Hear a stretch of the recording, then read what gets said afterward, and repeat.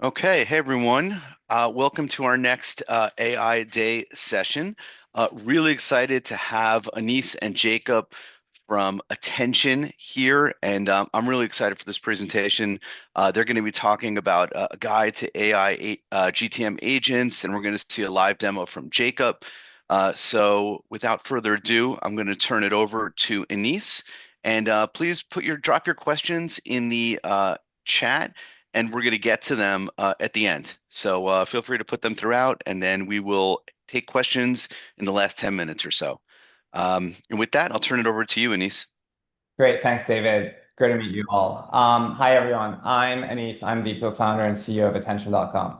So, what we're going to do today is I'm going to walk you through a few slides about what we're seeing with some of the best-in-class, fastest growing companies in the world that we have the honor to serve, and how we've been able to support them in this growth and help them gain additional growth, leveraging AI agents for go-to-market.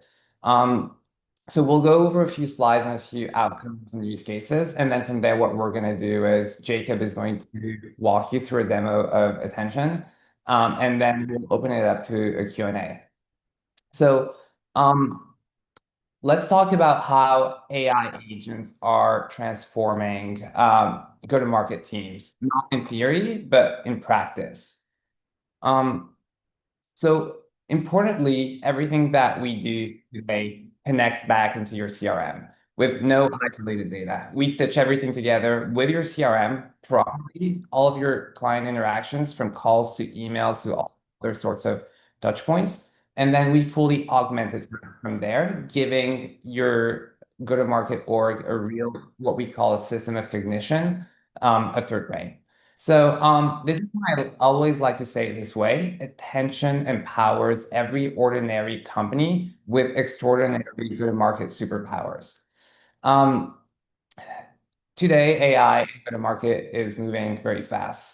Nearly 80% of the companies already use AI somewhere in their business, and actually sales and marketing teams seem to be leading the charge in most of the cases. So what we've noticed overall and what is kind of shared all over the place is that sales teams and RevOps teams that use AI are 1.3x more likely to grow revenue, and the early adopters actually see win rates jump 30% once AI becomes part of their workflow. More importantly, buyers also expect AI-assisted conversation. What does that mean? And Jason Lemkin always says this on Twitter. Um, every buyer now expects you to know them before the call starts. Sellers who don't adapt to these new best practices are actually simply left behind. So let's talk outcomes.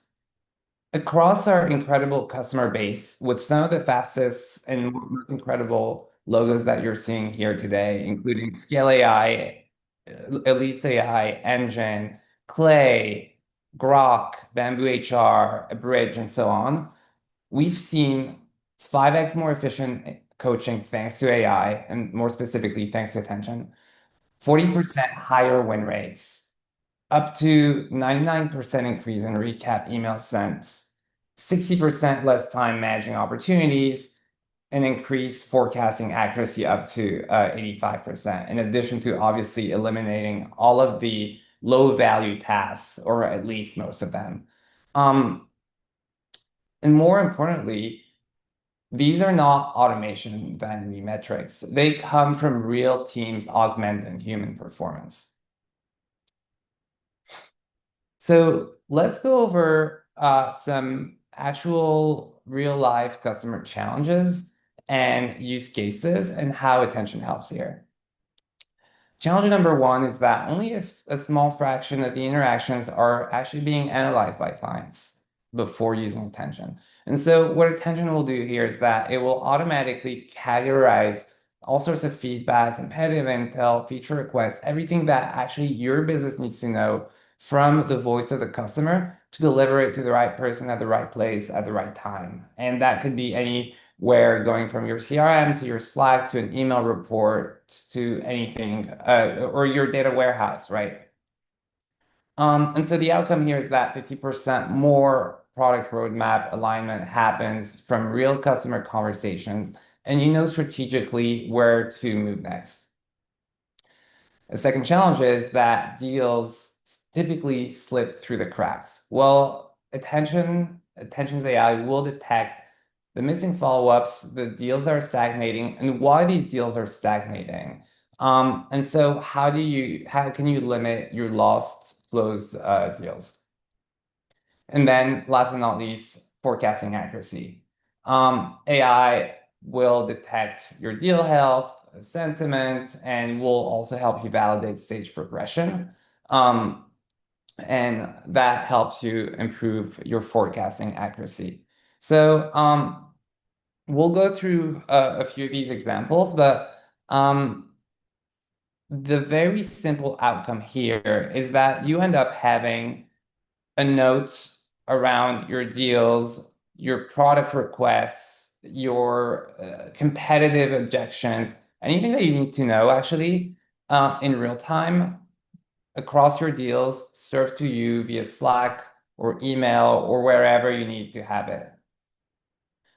The traditional approach is really simple, right? It's been in the past, hey, we're going to set up keywords in our call recorder and manually listen to the flag calls with these keywords. And then we'll use that small sample size of data for the analysis. Attention actually sends this whenever you need it, either every single day or every single week or every single month, a very comprehensive report, or even a report whenever these things happen in real time. And so that helps you surface the unknown unknowns, right?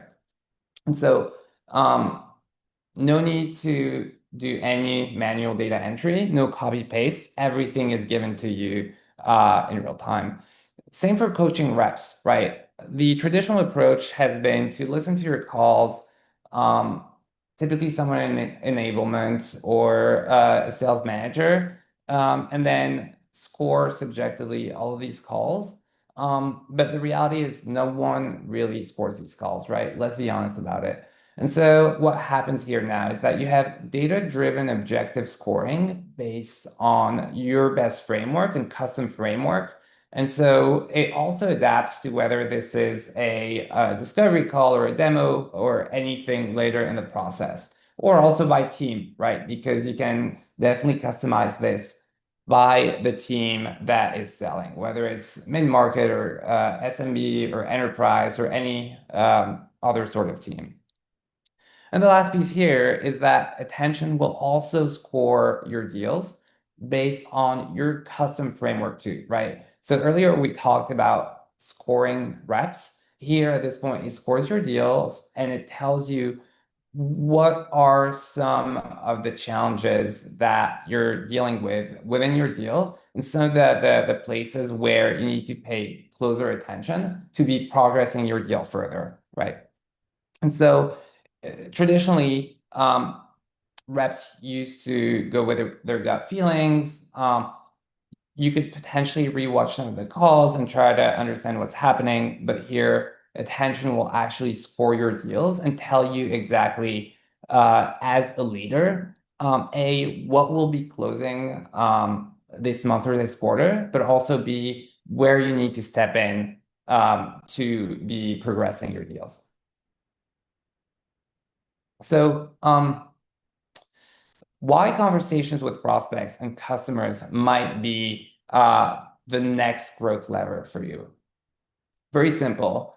Third-party data is commoditized, right? Everyone has access to the same intent signals.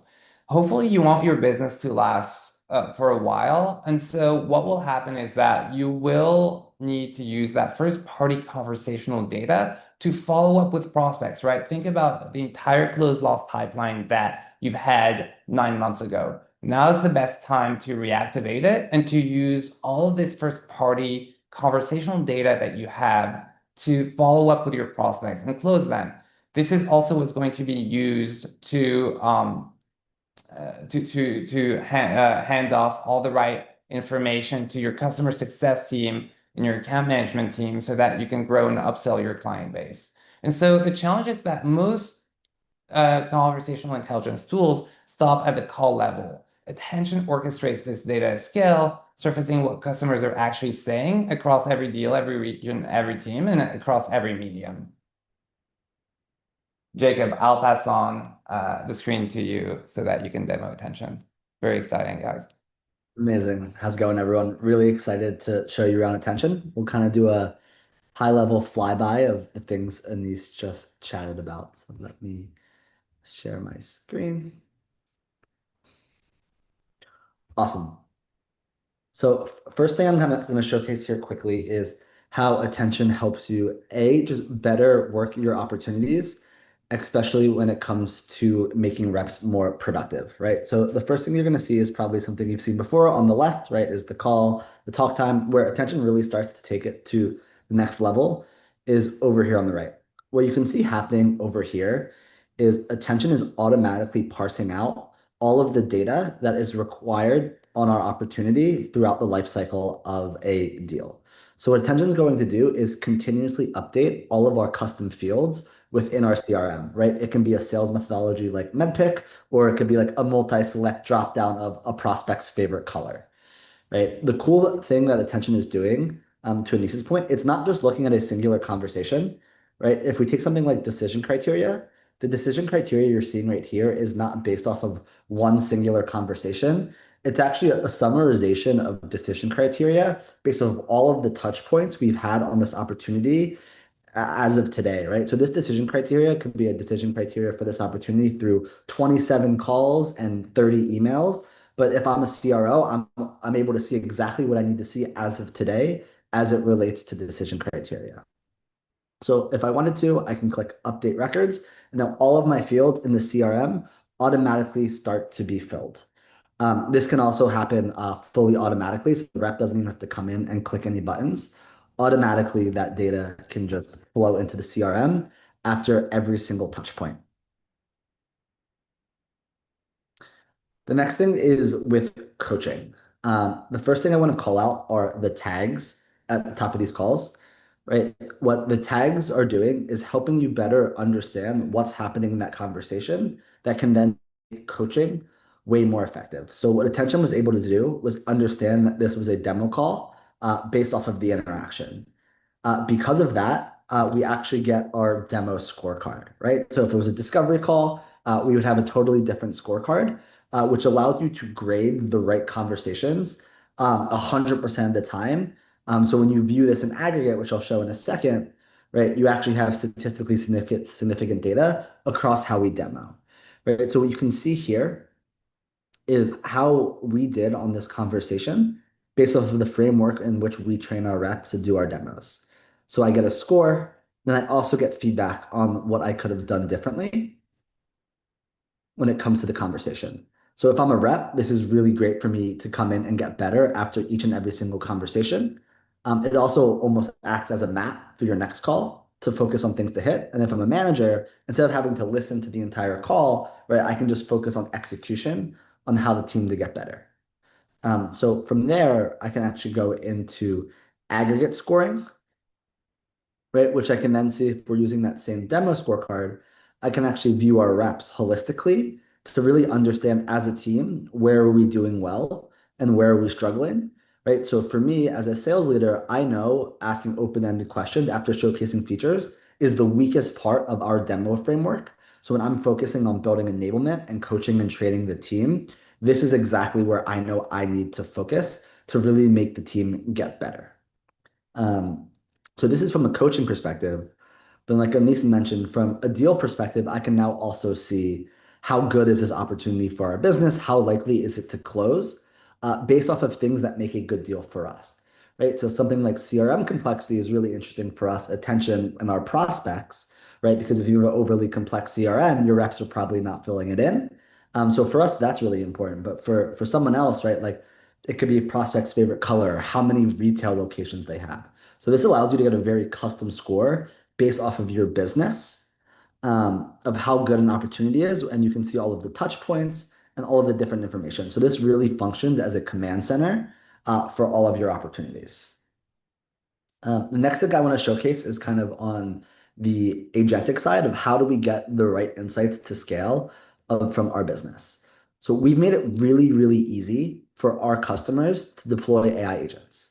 All you have to do is come into our agents, then you just describe exactly what you want. So I just told Attention to create me a weekly report that sends over friction points from our customers, right? And then link those accounts in Salesforce. So, that took me about 30 seconds to type.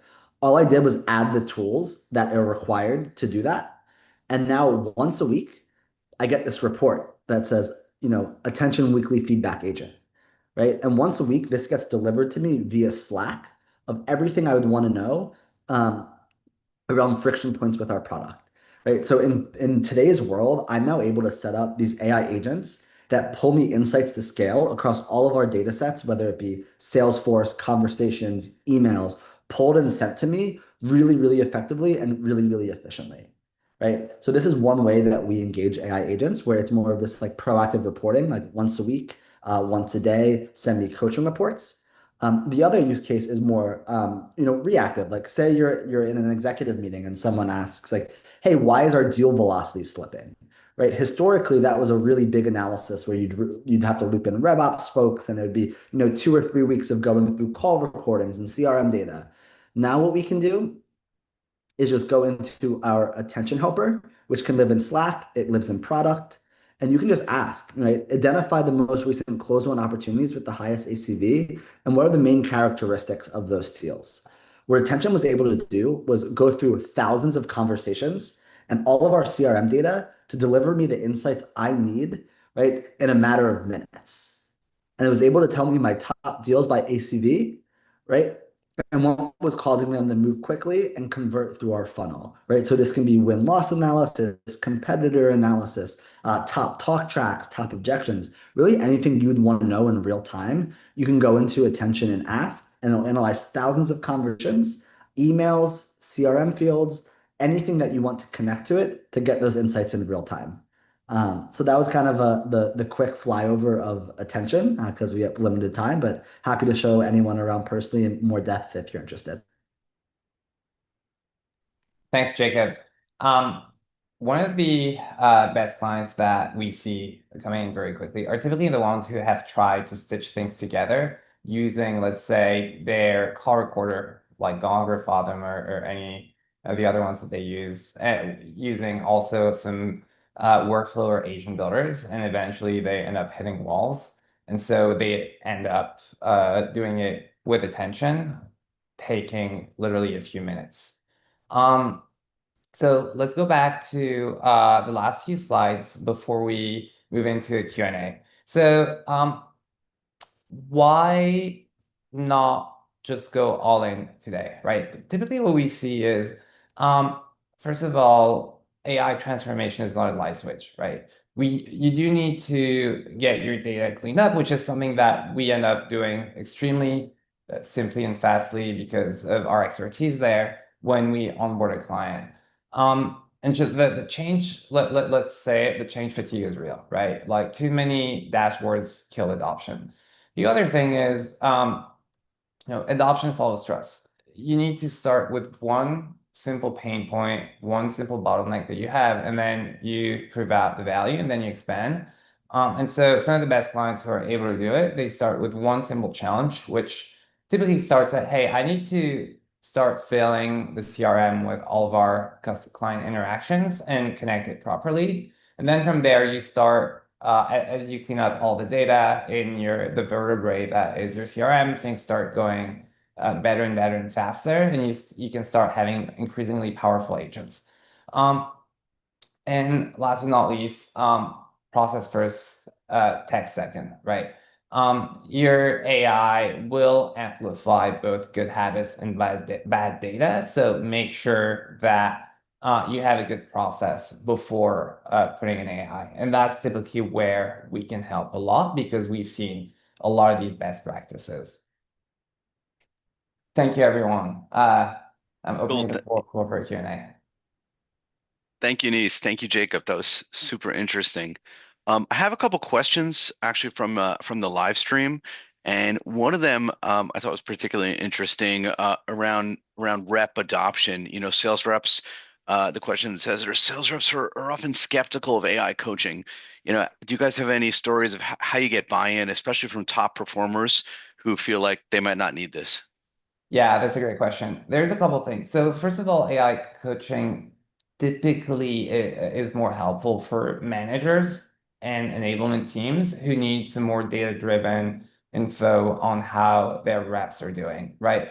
The AI coaching won't replace your manager. It will just make them a lot more efficient at coaching the reps and have all of that data to go into the rep and say, this is what the data objectively say. And very often reps, when you see it practically, the reps will reject whatever a manager will say, claiming that this is too subjective or whatnot. Whereas having actual data-driven info will help managers better enforce whatever that they get, the insights that they get from the coaching. Cool. There's a question here in the chat about context to train a new agent when it comes to implementation. Are there certain things that work better than others when it comes to that implementation and training? Yes. So typically we will start with what you have already existing, which will get uploaded into the attention platform as the ontology. And then from there, we'll start collecting more and more data around your closed ones and closed loss and what works best. And you can then take that context and put it back into that ontology, if that makes sense. And so you start having that flywheel of data around your pipeline and how this pipeline progresses over time. And that actually makes it better that ends up giving better recommendations to the system. Well, I got another question from the live stream. You cited 5x coaching efficiency, which is quite a remarkable number. Like, what are the implications of that? Can a manager handle 5 times more reps, or is it that the coaching is 5 times better? Yeah, it's the first, right? It's basically that the managers are able to coach a lot 5 times more reps. And so that specifically came from a bridge, one of our clients, and then we ended up and they had incredible growth, right? They went from 12 reps to 120 reps in a year. And so their leadership was able to coach a lot more reps through this hyper growth journey. It's pretty awesome. Another data point that people were jumping on was the deal slippage, right? 25% reduction. I think that's the number you guys cited. Um, do you guys have any examples of that? Like how that works in terms of a deal that was slipping and an action that remedied it? Yeah, a couple ways, right? The first one is seeing that there's a lack of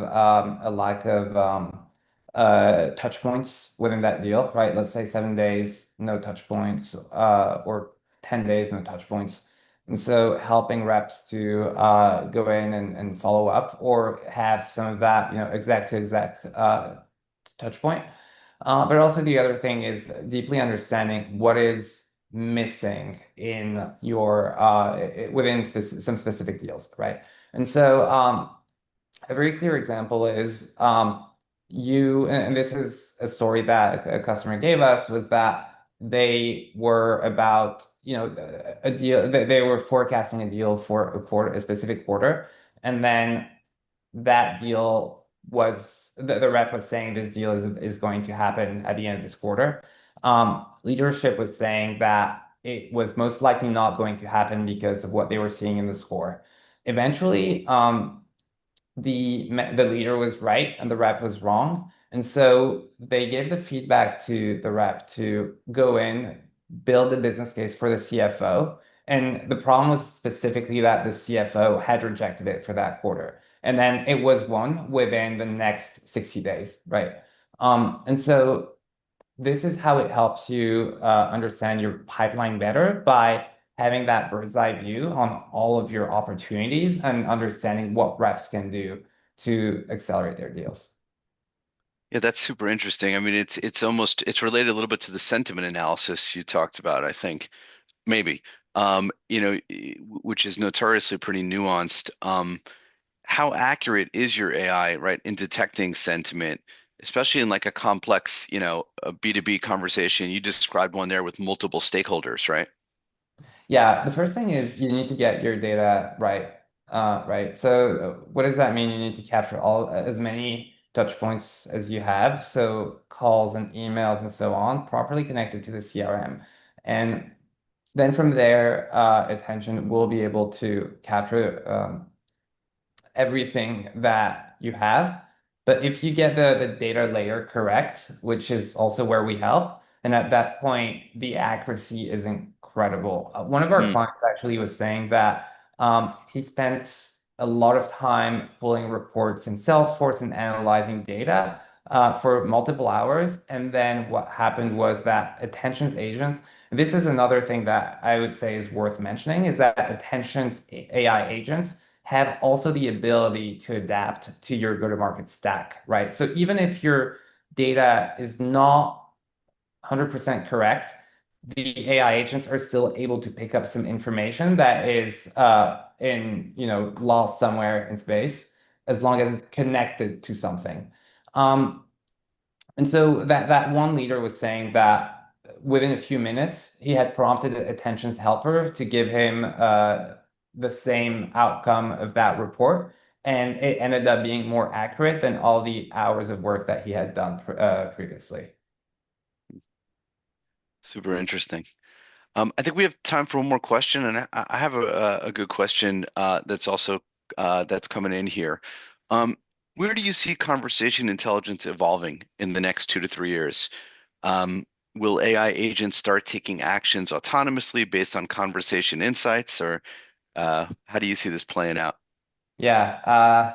So it's really interesting. I think a lot of the previous generation was seeing conversational intelligence as the product. We see conversational intelligence as one of the inputs that gives you this bigger brain that we call the system of cognition, or your revenue operating system. And it's one out of many inputs, right? The other inputs being your emails and your dialer calls and so on. And so that conversational intelligence is just getting morphed into revenue intelligence, and it will help you at the end of the day just have a more and more efficient go-to-market org. Nice. Um, cool. So how can folks here get in touch with you guys? If they want their own demo, Jacob, or they have more questions, what's the best way to connect with the attention team? Attention.com or add us on LinkedIn. There you go. Yeah. Good. Well, thank you guys so much for joining us today. Thank you everyone for joining for this AI Day session. If you are staying for more sessions at SaaStrAIday.com, you can see the rest of the schedule for the upcoming sessions. And Anise, Jacob, thank you for the great presentation, the great demo. Really interesting session. Awesome. Thank you, everyone. Bye. All right. Bye, everyone. Thank you.